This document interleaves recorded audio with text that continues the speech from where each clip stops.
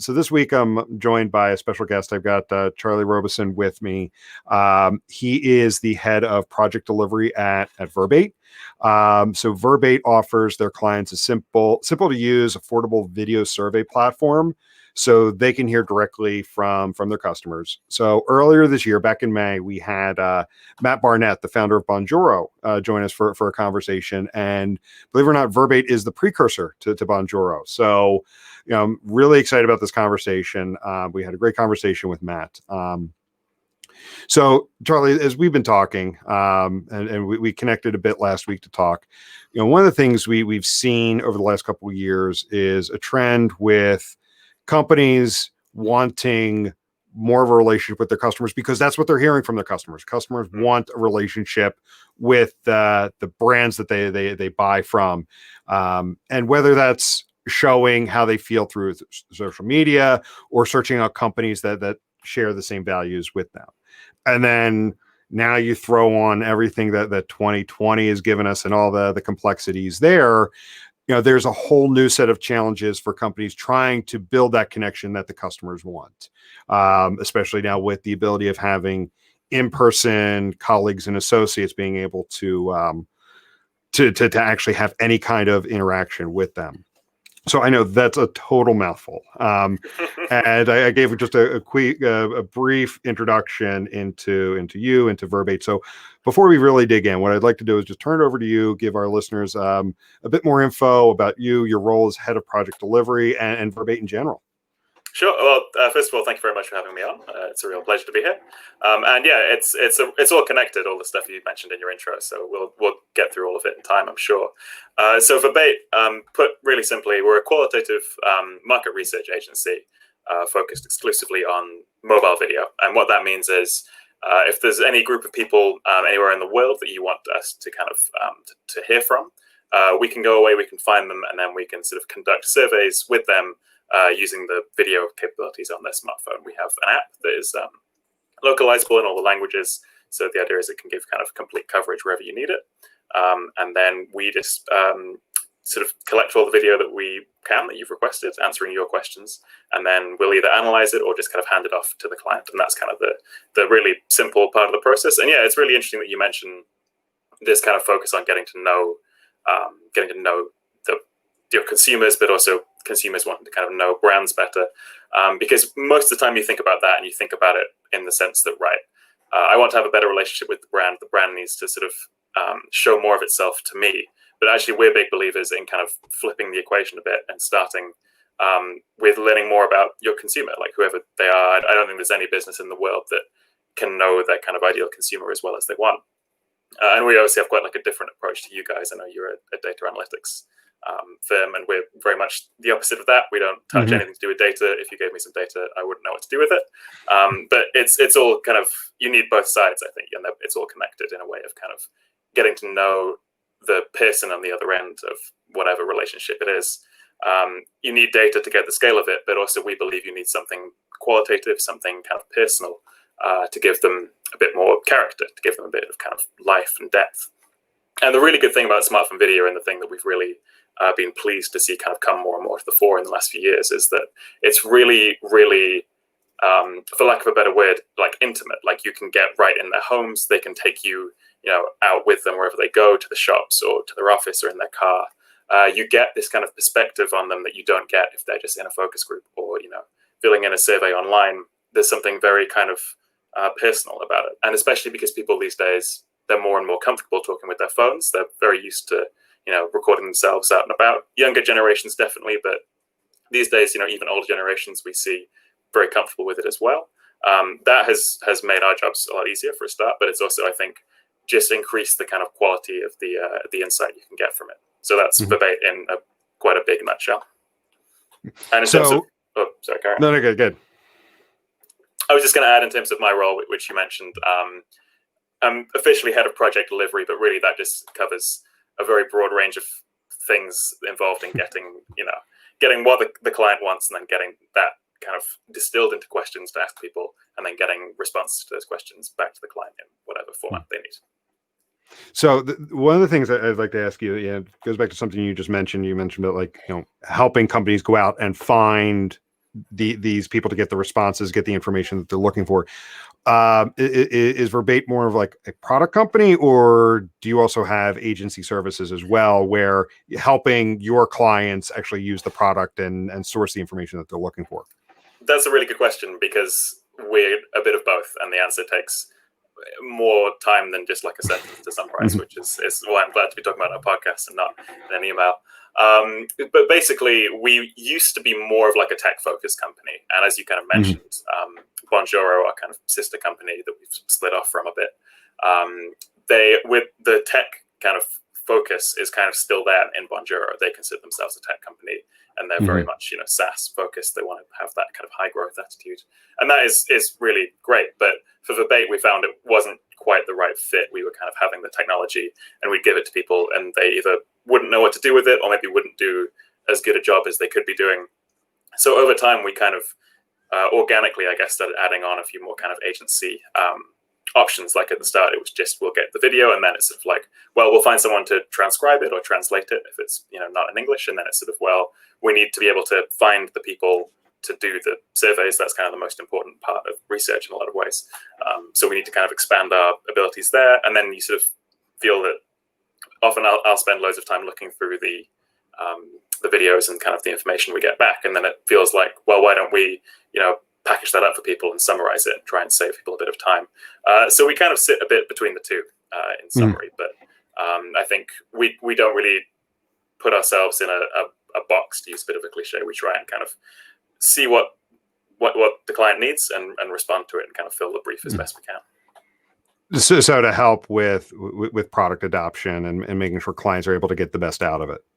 Yeah, exactly. And I it's going to be interesting to see like what the future holds, for the world of research and for us, because I feel like on the one hand, maybe there'll be more demand for kind of tech solutions, because all of the in-person ways of doing research are now either impossible or at least much harder. So there's kind of a technical side of things, but also for us as an agency, maybe people will need more of the kind of personal skills as well to kind of complement it. So it's all a bit fluid, I guess I'd say. Yeah, no, and you actually made me think of something several years ago for another company I worked at. I was in the technical side of the digital analytics, and we had digital analytics services, but they also, it being an agency, also had a usability team. So they would, I think we forgot to mention, you're based in the UK. I'm here in the Philadelphia area, so they would source people from this area, and actually they had a full usability lab. So they kind of talk about, like you were talking about, like the qualitative data versus the quantitative data. We would try to go into an engagement with a client with both, and because they tell two different sides of the same story and give you two different aspects. So we would start off with the quantitative analytics data from the website and say, this is what we're seeing, but we need to understand why people are doing that. And then that's where the usability services would come in and pair up with that to say, okay, this is why we're seeing this behavior. People are running into barriers here, or this new feature you thought was going to help with conversion, this is why it's not. Yeah, exactly. Like I know that kind of both sides thing really well. And something that's good, I think, as well about qual and especially video is that it's harder for people to lie, for lack of a better word, or kind of like bend the truth.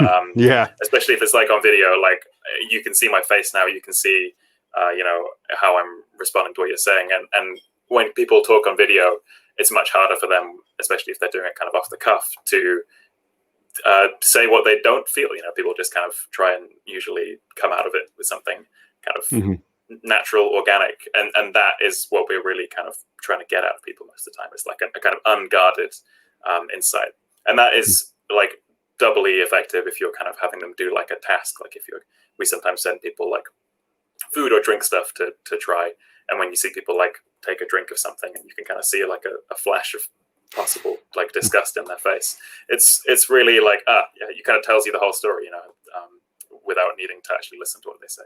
Afterwards. Yeah, although we recommend doing that as well, of course. Yeah, and I would think that because I think at the heart, most people are good-natured people. They don't want to deliver unhappy news or bad Yeah. information, I would think your product would help get around, say, moderator bias, where in two different ways, right? Yeah, 100%. I mean, for one way, we don't have a moderator, which helps Mhm. a lot. But it's interesting that even when they're just talking to their phone, sometimes people do kind of need a little bit of a nudge to, really speak the truth. I think that, and it's a very noble thing to not want to hurt anyone's feelings, to not want to kind of Mhm. speak bad about something that you're trying. That is quite ingrained, and you kind of see it sometimes coming out in people. So we have to always, stress as much as we can, say whatever you want, say how you really feel. No one's going to have hurt feelings. And yeah, that moderator bias question is really interesting, because that's something that we've thought about a lot in terms of how we can obviously eliminate it just with the tool. But what more can we do to put people at ease? What more can we do to really make sure people feel comfortable with the kind of platform? Now, definitely, aware, there's, a lot of details you can't share. But would love to know, like, have you had those clients where you've just seen that eureka moment where, like, we've been trying so many different ways to get this information from our customers, and the unfiltered video content that they're able to get from Verbate just gives them what they need. Like it just, and it helps them move. Like, I don't want to use a cliche like move the needle. We actually had a whole episode on cliches, and I've become very, very conscious of any cliches that I use. I respect that a lot. It's too easy. Like, I think in the business world, people just kind of fall back on it because it feels safe. But then sometimes it's really hard to think of like something else, basically. Yeah, but like, have you seen those clients where, like, they've had that moment and it's given them the information to make the change that they needed to make that they wouldn't have gotten elsewhere? And I know, like, they may come in smaller ways, but I would love to hear some of the things that clients have found using video. Kind of going back to the premise of the conversation, the video of building that two-way connection that both customers and companies want. Companies want to hear that information from a customer, but the same way customers want to feel like they're being heard. Mm-hmm. Yeah, 100%. And that's one of the things that we hear sometimes from respondents, is that they enjoy taking part in it because they sort of get to add their voice to something that feels more substantial, I guess, and just like leaving a comment on Facebook. But in terms of like eureka moments, that's definitely something we're always striving to give people. I think the most satisfying ones for us, and the ones that are always most interesting, not just when we give people the insight they're looking for, although that's obviously great, but when you give people insight that they're not looking for, when you kind of present them with a set of answers for one thing, and then from that they kind of learn something else. That is always really interesting, and it's always sometimes it's almost like a problem, because it's like we've set out to learn one specific thing, and we're being pulled off topic almost by something else. But yeah, that is what we're always kind of striving to do. I think it's interesting to try and there's like a funnel in market research usually for like where you kind of go in the process, and we do a lot of our kind of work at the top of the funnel and at the bottom of the funnel. So sort of very broad explorations of like a category or a market or something, and I think that we're very effective there because of that. Like, you don't know exactly what people are going to be saying when they're responding to things. You'll be asking about the topic very broadly, and then it might kind of shine a light on something that you can then go away and do much deeper research into, not using video but also other methods. I think we'd never say that we're kind of like the only methodology that people should be using, although if you do, that's great. But also then there's kind of the bottom of the funnel as well, where once you've kind of done basically everything else, once you think you've got the kind of finished product live, whatever it is, sending it back out to people, testing it. This could be physical things, but also we do a lot of work with kind of ad testing. And that is when we hopefully are able to kind of give people that like eureka moment where they know they find what they're looking for. Oh, that's awesome.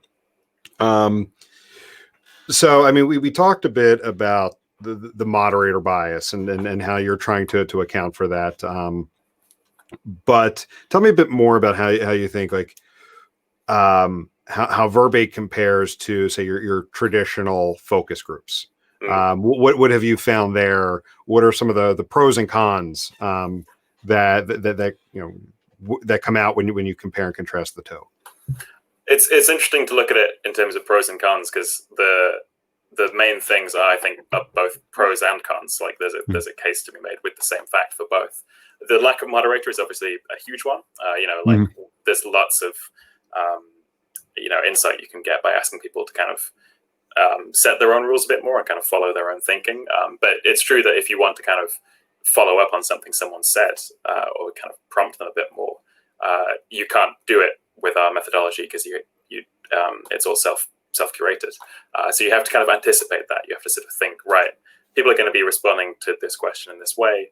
What do I think they're going to say, and what do I need to kind of add extra into the kind of platform to make sure that they really, I guess, say as much about it as you want to hear. And the other thing is the lack of other people around you as well, and that is something that it can be very powerful about focus groups. You can get people sort of ricocheting off each other and starting conversations, and that can be really effective. But it can also work against you a bit if the group dynamic kind of goes in a certain way. Some people might feel excluded. Some people might feel they need to kind of play something up for the sake of other people there. And the good thing about doing it all remotely and kind of without a moderator is that you don't get that bias at all. You really do get people sort of alone by themselves most of the time, and giving you a slightly unvarnished kind of insight into themselves. The other big benefit now for us is obviously doing it all remotely has been a real godsend this year. I don't think we ever predicted that this would be like a key selling point of ours. But yeah, I feel it's pretty unfortunate if you want to run a focus group right now. And you can do them digitally and on Zoom and stuff, but I think the in the room effect that was quite powerful about that is now going to be lost for a little while. So we're fortunately kind of able to carry on just as we were, which we're very grateful for. Yep, and you gave me the perfect segue too, which is awesome. I wanted to dive into current events, because also like what we talked about last week when we chatted for a bit is 2020 has been a struggle for everybody in so many different ways. And if you look at these brands who say have relied upon if you're looking commerce, store associates to be able to engage with customers, take temperature of shoppers, and I don't mean literal temperature, but well, they do that now. So yes, they do that now. But be able to understand what customers are looking for, because like you can only get so much when someone's browsing the site.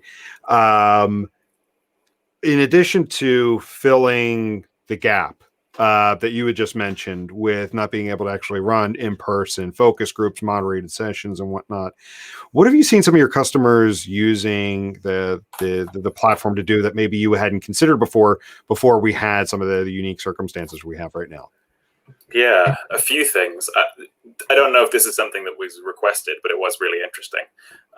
We were doing a lot of research on other things while it started happening. Basically, in the UK, at least, we were kind of running a project that was all about people, responding to things in supermarkets. And then the weekend, we were sending people in store to kind of film videos looking around the supermarket. It was like the first weekend in the UK where it really sunk in that we were in trouble, and there was a lot of kind of panic buying. There were really big queues. It was a really surreal experience to kind of be seeing this piece of history through a lens that we hadn't really expected to get at all. Like we'd written that discussion guide, 6 weeks before when things were kind of bad in China, but we hadn't even thought about it in the UK. But I guess that isn't really an intended way that we found out things about it. It's just we're kind of an accident. But then in terms of what's been happening since then, quite a few people are obviously kind of trying to just get, again, a temperature on how people are feeling about the world right now. And I think that's a very good pursuit, because it's just changing so rapidly. We ran some research in the States it was not just about COVID, it was also about the economy and Black Lives Matter, and just the way that the world has kind of shifted very radically in a short space of time. And trying to really get regular feedback on how people feel about that can be quite life or death at the minute. You need to make sure that you're really sort of on top of what is happening in the world. Because if you're still treating it like it's late 2019, things are going to look pretty different. And then in terms of other things that have changed, I think actually for us, it has fortunately been a case of being like a pleasant surprise that things have stayed the same. Like a lot of the kind of, insights and things that we were trying to get before can be kind of transplanted almost exactly the same to the new world. It's just, maybe you need to be more careful about where you send people if you want them to do some kind of in-store tasks. But generally, like for us, it has been like quite mercifully a smooth transition. Like we're working from home, but we were doing that quite a lot before, and we were already kind of like we have a kind of central team in the UK, but as Matt will have said when he was on the podcast, we were founded in Sydney, and we still have a lot of team there. So we were pretty used to doing everything on Zoom, making sure everything is in Slack.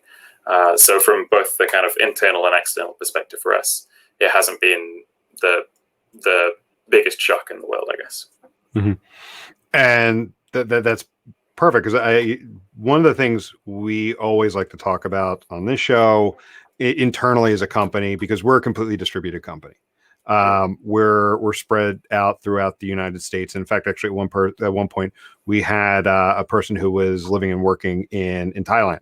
He got burned out by the Silicon Valley culture. He joined us with the idea of like he was going to be a digital nomad, and he ended up like he hit several different places, and then he kind of got set in Thailand, and he's like, I like it here, and he was working there, and then eventually he unfortunately left us. He got set up with a Thai company, a Thai telecom company, and we definitely still keep in touch with him. And he was like, this is such a unique opportunity as an expat being able to go in. So we'd definitely love to talk to you a bit about the remote work piece, because again, something we love to talk about. So you'd mentioned you guys were already remote before COVID hit. Yeah, we have an office in Shoreditch in London that's a very nice co-working space. But because there's only there's 4 of us on the UK team across Verbate and Bonjoro, and even then, one of the team moved out of London a couple of years ago, and he's kind of more or less fully remote now. And then the rest of us, we go into the office, but we were still taking sort of 1 or 2 days at home a week, usually, just for kind of variety. And a lot of the things that people are learning to like about it, if you knew before, you're glad to see everyone else, getting into it and enjoying it, because it is good to not commute, and it's good to be able to kind of cook your own lunch and stuff. And while I don't think anyone maybe have chosen to be doing it every day forever like we are now, it was good even before it was necessary. So we were quite like comfortable with it. And in terms of like how it affected the culture, I think because we were like used to it from like day one, and we've kind of always had that mentality. I think because of just that Australia UK divide, there's no way you can really like survive without it. We've had our bosses in Australia have been kind of telling us from day one, you need to be able to kind of thrive by yourself, and you need to have your own sort of culture out there as a team, but also almost as individuals. That you will have this kind of slightly different perspective on what the team culture is, but not so far apart that it doesn't work.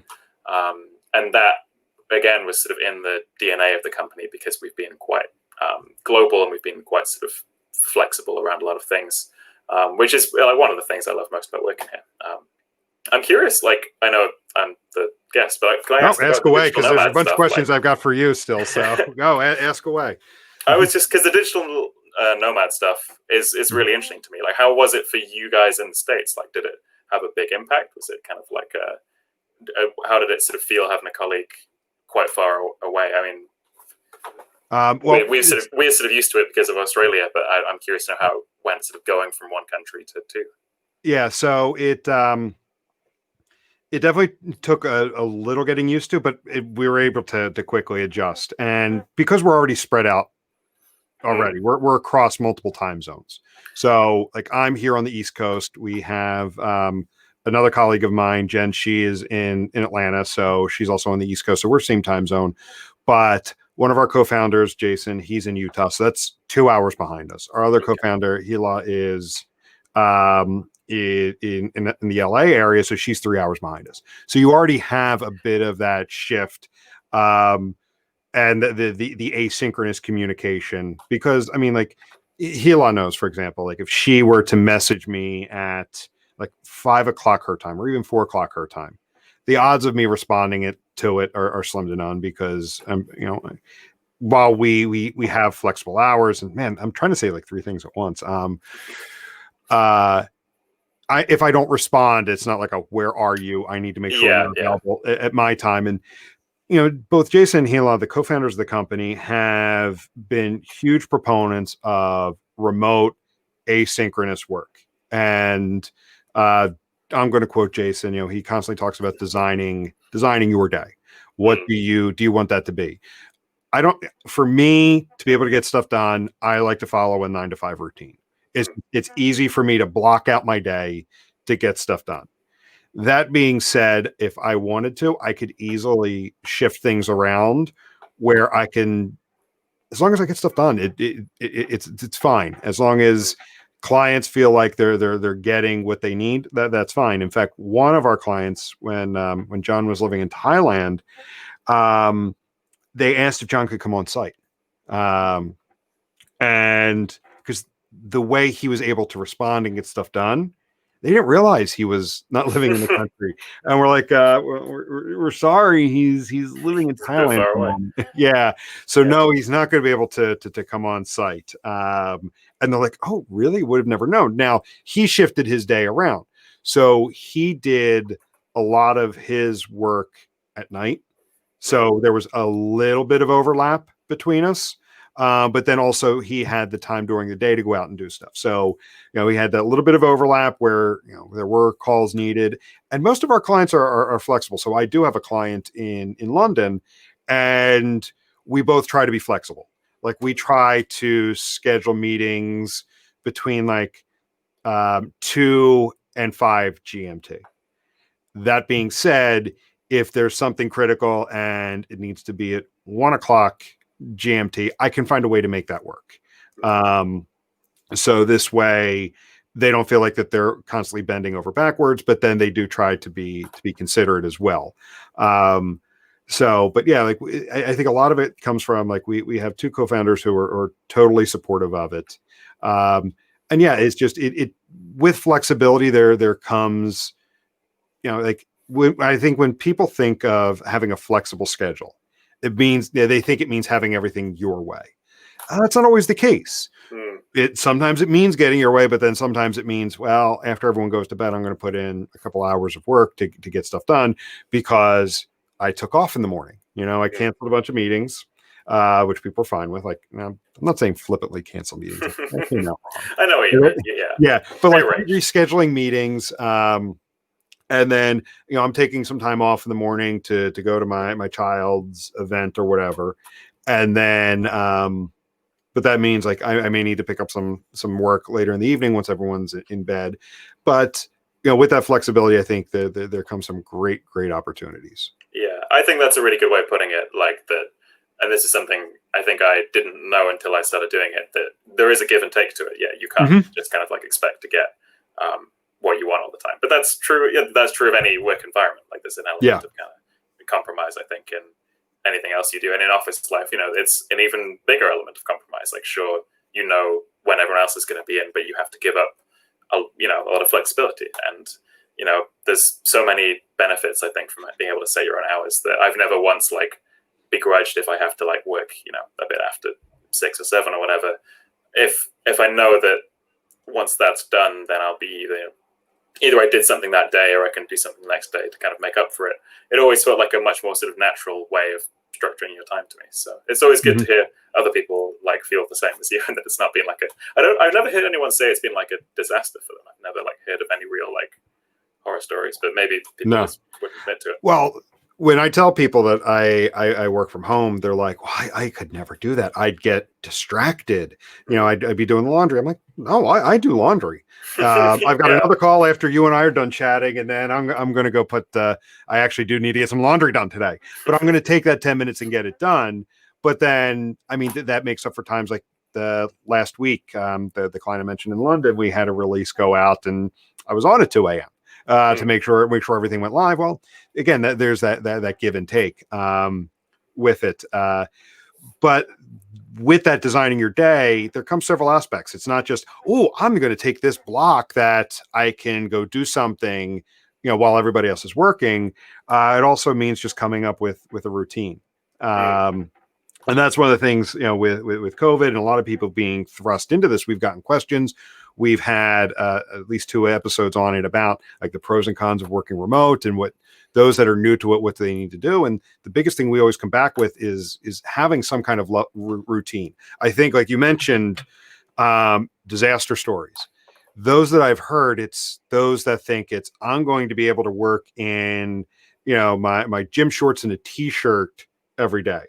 Well, you may not be able to. For me, I have a routine. Like it's a device for me to say, okay, the day is on. I get up, I get a workout in, I get showered, I get dressed, I still put on a polo shirt. Like it just makes me, it's my device that, okay, I'm working now. I drop my son off at daycare, and then I come home and then I start my work. So I think like those that are like that do have those rough times with it, I think that they go in not really planning things out, to make sure, okay, where is my dedicated workspace? Working from the living room couch, working from the kitchen table, you're going to run into issues there. And then also like, how am I going to structure my day? There's those people that, their work block may be 6 to 1. Right. They get up at 6 a.m, get some work done, get the family out the door, and then they work through till 1. So then they're ready to go when the kids come home from school or something like that. Me, I find a bit more success doing like being around like 9 to 5 or so. Yeah. And same. I'm definitely digressing. No, like it's all interesting. And I do feel like a lot of people are going through this process this year of figuring it out. And like, I'm always interested to hear like how other people use the time well, because like it's true that I've been talking about like what a great opportunity it is. I probably do work like a 9 to 5 or 9 to 6 most days. Like I feel like I may be overselling how like different it can be, but it's more just like knowing that it can change to accommodate you, and if you have a routine, that then if you need to break it, you can.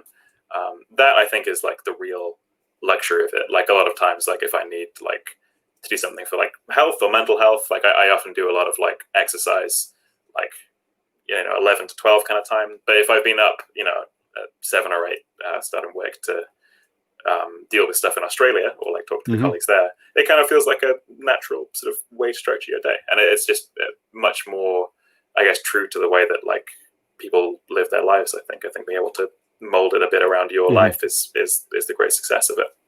Yeah. And I mean, one of my learnings though, coming out of this, because like we had just talked about, a lot of people, their learnings being kind of thrust into this and how to work from home.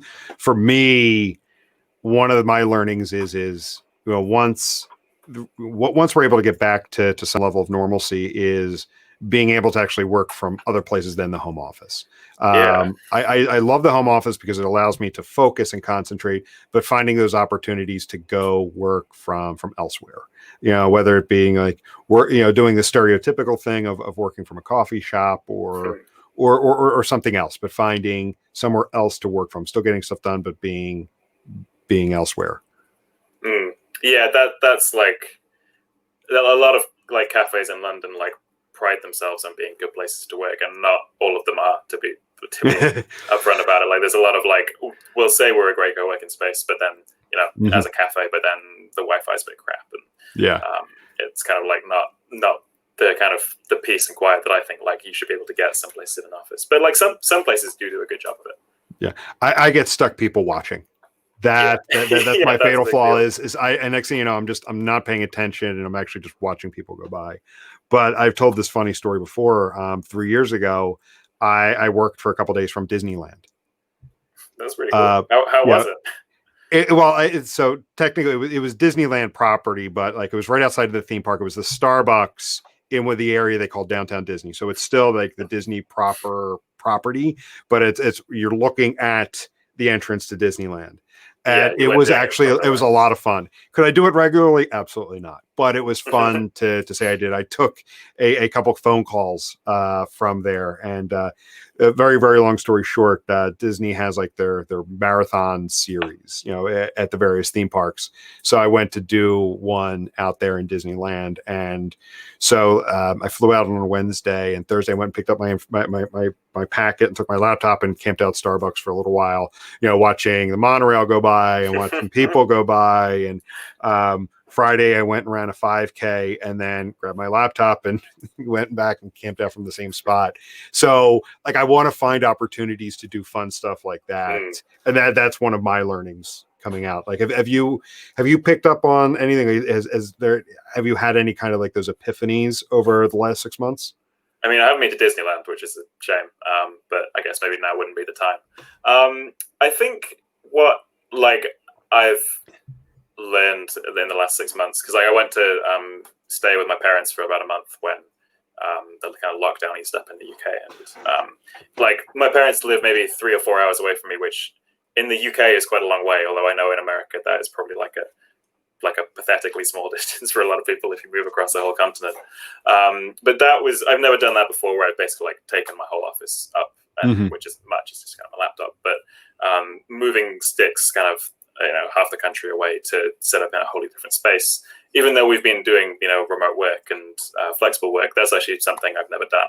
And again, it was a great success. Like, why wouldn't it be? I kind of thought in hindsight, but I was worried at the time, like, what if the phone signal's not as good as it is in my flat? What if, for whatever reason, I'm kind of missing stuff? But I think I would feel more relaxed about going, even further afield now, kind of trying to make that work anywhere. Which is kind of why the digital nomad stuff sounds really interesting. Like, it's definitely not something you could really have imagined doing, even 10, 15 years ago. But there is quite an exciting opportunity, I think.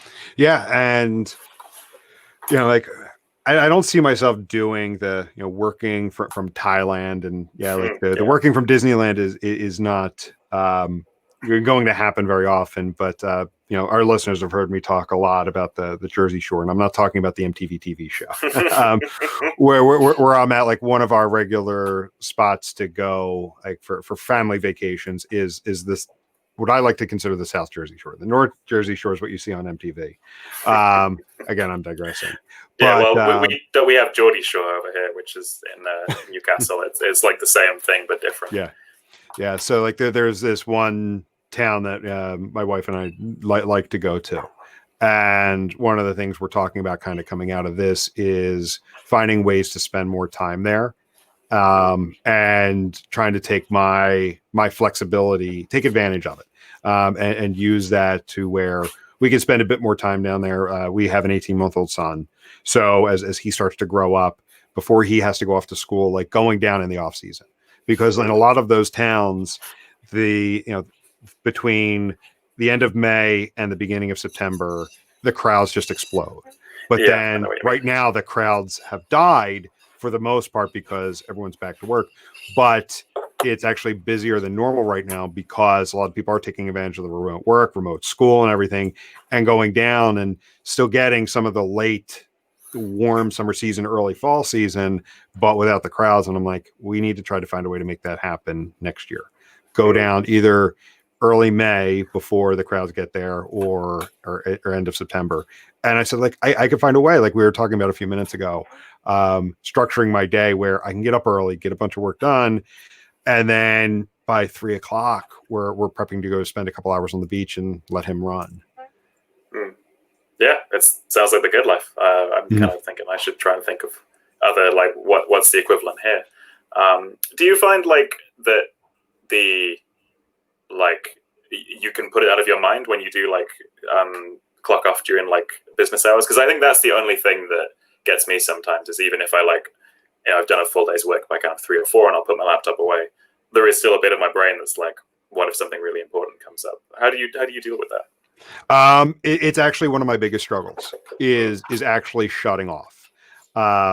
What I try to do, and here's the thing, this is something that the whole COVID situation has definitely not helped with, is because especially in the middle of lockdown when everything was closed, there was nowhere to go. It was so easy, just pop the laptop open and work until 1 a.m. My wife would go to bed, the baby would go to bed. Actually, not in that order. The baby would go to bed first, and then my wife would go to bed. But I'd be up working until 1 a.m. It was easy because there was nowhere to go, and it got me into a vicious routine. So going back to your question, like it's actually something I still routinely struggle with. I get really good at the discipline of shutting down for the day, and then it'll slowly creep back in. So I don't think for someone like me, it may even be the case for you. It's never something you fully conquer. What I try to do is like this part of the house is my office.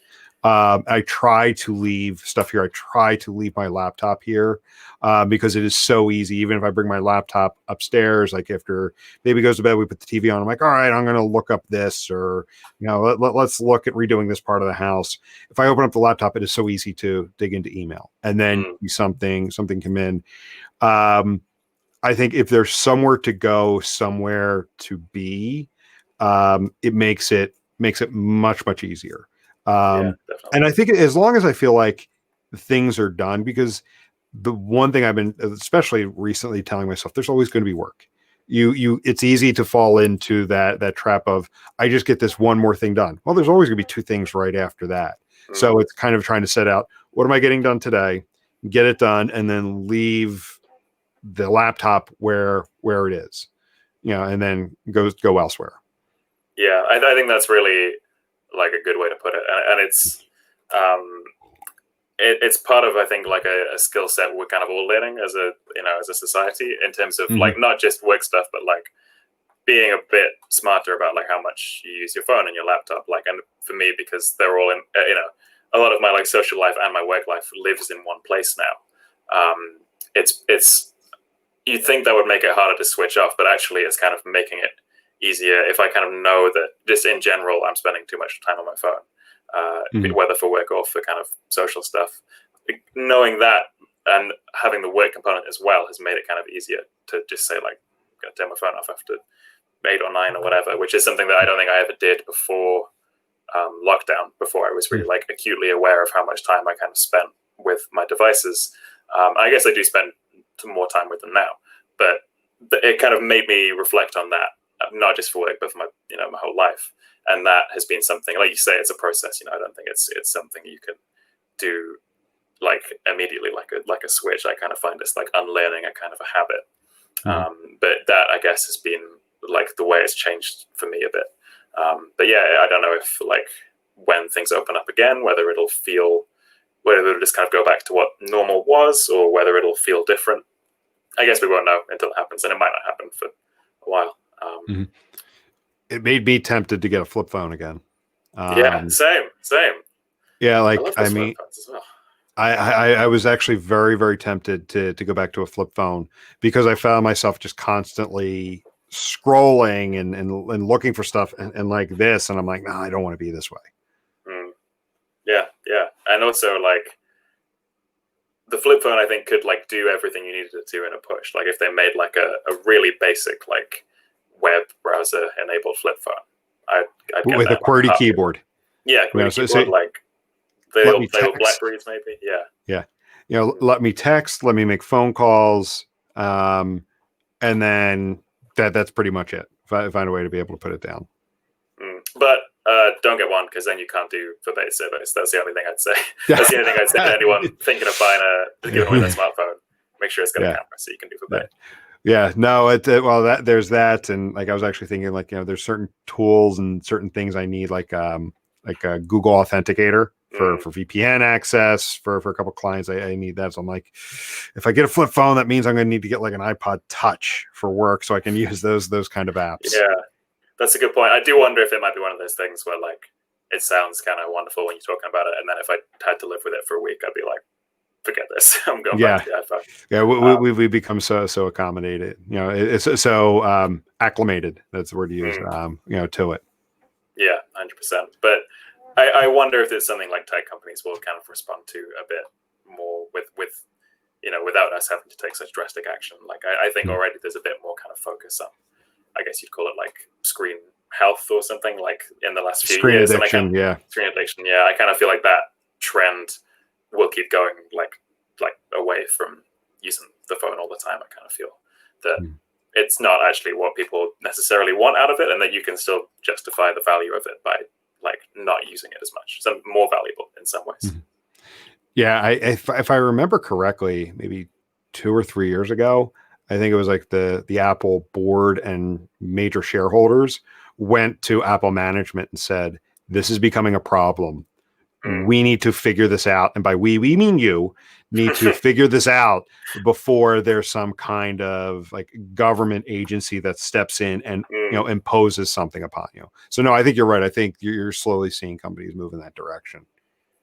Yeah, I wonder if it'll be more top of mind for them with COVID going on, whether people have kind of it's coming to the fore for them. But I'm also sure they've got lots of other pressing things to deal with. One of the things I've noticed, I'm curious to get your thoughts, is with everyone going remote and the use of webcams, you've seen a lot of like the unnecessary formality of work drop. You're seeing people like in their their natural homes, like and by unnatural homes is like for a while, initially you saw people with like the perfectly curated bookcase, the right books facing forward, just so much, and that even got dropped quickly, and then you just started to see people who they actually are. How have you seen that as well? Yeah, I mean, 100% with our kind of clients and stuff. I think I was guilty of that at the start. Like we have like basically one place in this flat with like a perfectly white wall behind it. I would be always like, doing a call, gotta take it there. I gotta make sure it all looks pristine.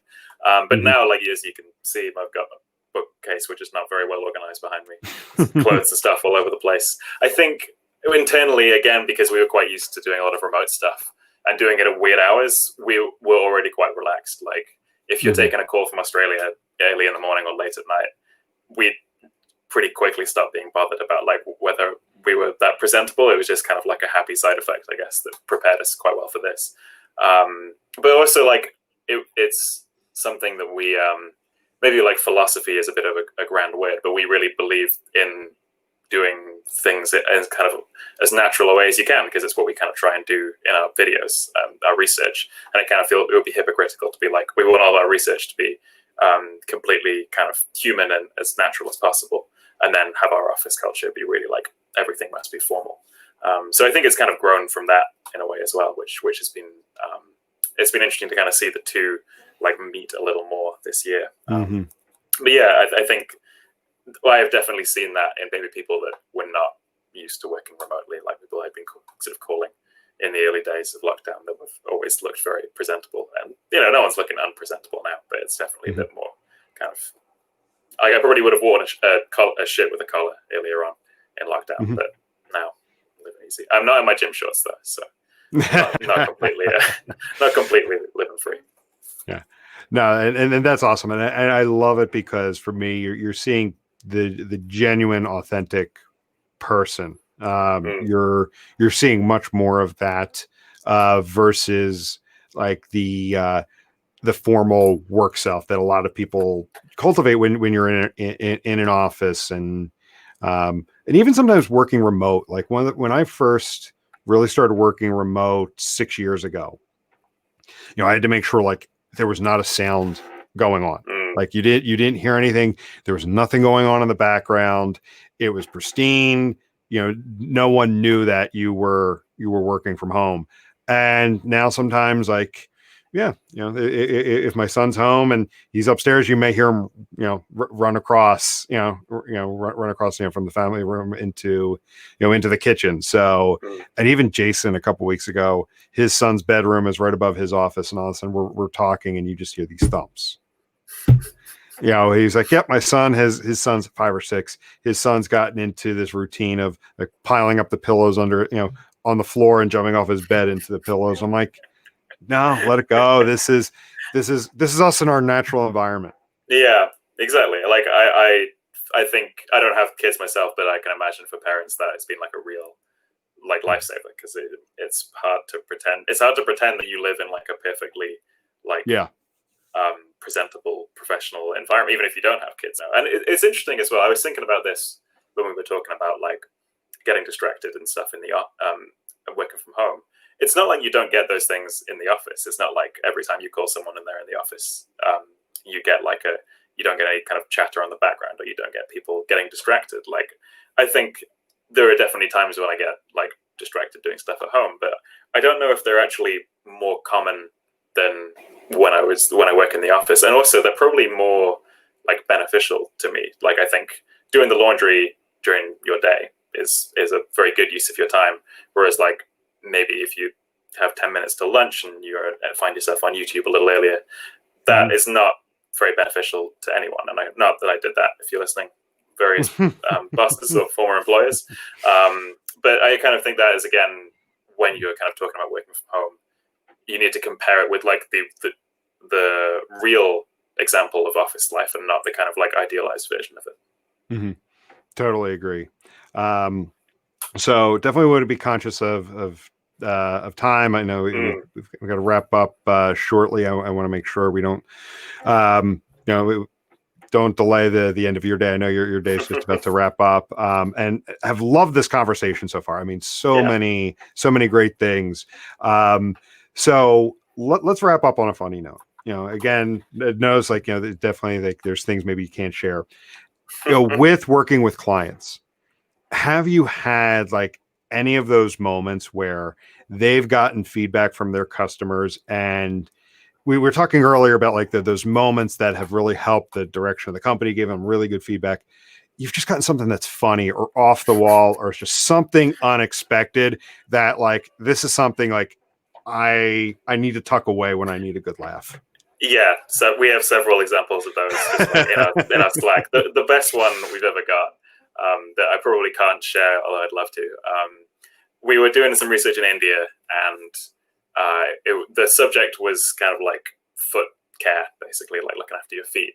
And someone uploaded the wrong video, basically using our app. And when they were meant to be asking a question about like their foot care routines, instead they uploaded this video from what I assume was a farm, of someone like opening a barn and just like hundreds and hundreds of chickens running out. It's like more chickens than you could imagine in one barn.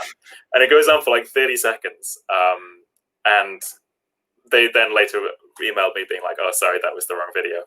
But I'm so glad that they sent me that video, because every time I get that is awesome. It makes me happy. But you see all kinds of things. Like it's never anything like too salacious, but because it's people's natural lives, and everyone kind of has like a different filter on what they're happy to share.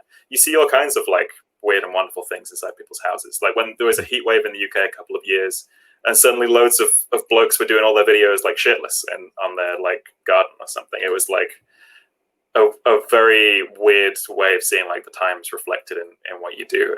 And yeah, like I think honestly that's part of the beauty of it, and part of what to me like makes it so much fun. Like if you're in a focus group, you're never going to accidentally get to see hundreds of chickens, but there's something a little more, I guess, more human about this. Oh, that is awesome. That's really funny. I might be able to share the video with you if it doesn't go. I'll see what the legal implications are. Yep, no, and totally understand if you can, but that's awesome. But Charlie, this conversation's been awesome. Again, thanks for joining us, taking the time. To close things out, if you want to take a quick minute, let people know where they can find you, find Verbate, find more information. Yeah, absolutely. Well, first of all, thanks so much for having me on, Jim. It's been really fun. And I'm really glad that we didn't like talk about Verbate for a lot of it. I thought that's what it should be like, That's why we tangents in the title. Yeah, I was going to say you know what you do well. But if you do want to learn more about Verbate, please do get in touch with us. Our website is verbate.com. That's spelled verbate.com. Or if you email me at charlie@verbate.com directly, I'll get back to you right away. And there's no, I'd say, like stereotypical client for Verbate, even if you think that like you probably don't need it, but you want to just learn a little more about it. We believe that every business can benefit from having some kind of qual, and especially some qual video in their lives. If you think it might be of any interest at all, please don't hesitate to reach out. And thanks again, Jim. It's been great. Yep. No, thank you. I really appreciate it. Again, really fun conversation. So looking forward to sharing this one. Awesome. Well, cool. I look forward to hearing it. Yep. Thanks. Have a good one.